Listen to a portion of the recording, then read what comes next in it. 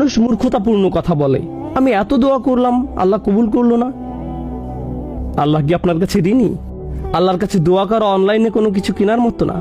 তারা বলেছে 3 দিনের মধ্যে জিনিস পৌঁছে যাবে, এখনো আসলো না।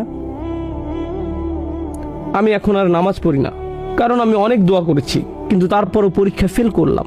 আপনি পরীক্ষায় ফেল করেছেন কারণ আপনি লেখাপড়া করেননি। আপনি ফেলের জন্য করেননি যে আপনি দোয়া করেছেন আর আল্লাহ আপনার অর্ডার ঠিকমতো ডেলিভারি করেননি। আল্লাহর উপর এভাবে দাবি আরোপ করার আপনি কে?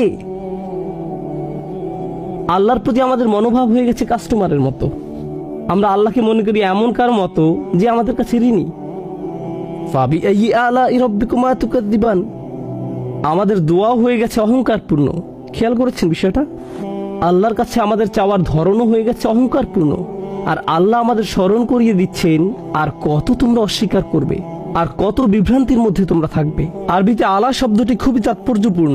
সাধারণত অনুবাদ করা হয় তোমাদের রবের কোন কোন অনুগ্রহকে অস্বীকার করবে। অনুগ্রহ হলো নিয়াম, ফাদাইল, ফাদল, এগুলো অর্থ অনুগ্রহ। কিন্তু আলা শব্দটি আসলে এসেছে আলা থেকে, যাকে বলা হয় আদাতুত তানবিহ, এমন বিষয় যা আপনার মনোযোগ প্রত্যাশা করে।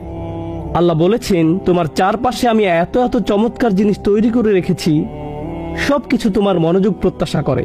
সবগুলো জিনিস তোমার দিকে চিৎকার করছে, দেখো আল্লাহ তোমার জন্য কি তৈরি করেছেন, আর আপনি মনোযোগ দিচ্ছেন না। আপনি অমনোযোগী। প্রত্যেকবার আমরা যখন গাড়িতে উঠে গাড়ি স্টার্ট দেই, তখন গাড়িটি কে চালু করে? প্রত্যেকবার যখন আপনি পা দিয়ে ব্রেক চাপ দেন কারণ সামনে ট্রাফিক পুলিশ, কে ব্রেকটি কাজ করায়? BMW এটা করে না, আপনার নতুন ব্রেক প্যাডও এটা করে না। এটা আল্লাহ যিনি গাড়িটিকে থামান। ইউরসিলু আলাইকুম হাফাজা, তিনি তোমাদের জন্য প্রতিরক্ষাকারী ফেরেশতা পাঠান, সব সময় আপনাকে নিরাপত্তা দেওয়ার জন্য। আমাদের প্রত্যেকের চারপাশে ফেরেশতাদের নিরাপত্তা বেষ্টনী থাকে, যাদেরকে আল্লাহ নিয়োজিত করেছেন। এভাবেই আল্লাহ আমাদের উপর অনুগ্রহ করেন। ফাবিআইয়ি আলাই রাব্বিকুমা তুকাযযিবান। আমার এক বন্ধু একবার এখান থেকে নিউ অরলিন্সে সড়ক পথে যাচ্ছিল, আর তার গাড়ির চাকার 3টি বা 4টি স্ক্রু খুলে গিয়েছিল। যখন সে হাইওয়েতে 80 স্পিডে গাড়ি চালাচ্ছিল, যে কোনো সময় টায়ার খুলে আসতে পারত। 3টা অথবা 4টা স্ক্রু খুলে গিয়েছিল, আর তার এই সম্পর্কে কোনো ধারণা ছিল না। আর এভাবেই সে ওইখানে পৌঁছলো। এরপর যখন গাড়ি পার্ক করলো, তখন চাকাটা খুলে পড়লো। তখনই চাকাটা খুলে পড়লো। যখন এটা ঘটলো, আল্লাহ আমাকে রক্ষা করেছেন।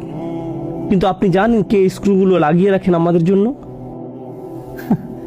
আমরা মনে করি ঘটনাটি ছিল বিস্ময়কর, কারণ তখন স্ক্রু খুলে গিয়েছিল। কিন্তু কে এগুলো লাগিয়ে রাখেন? আমরা কত দূরে চলে যাই, অথচ আল্লাহ আমাদের কত নিকটে। আর এজন্যই আল্লাহ আজ্জা ওয়া জাল্লা পরের আয়াতে বলছেন, এটাই আজকের খুতবার আয়াত যা আমি আপনাদের সাথে শেয়ার করতে চেয়েছিলাম।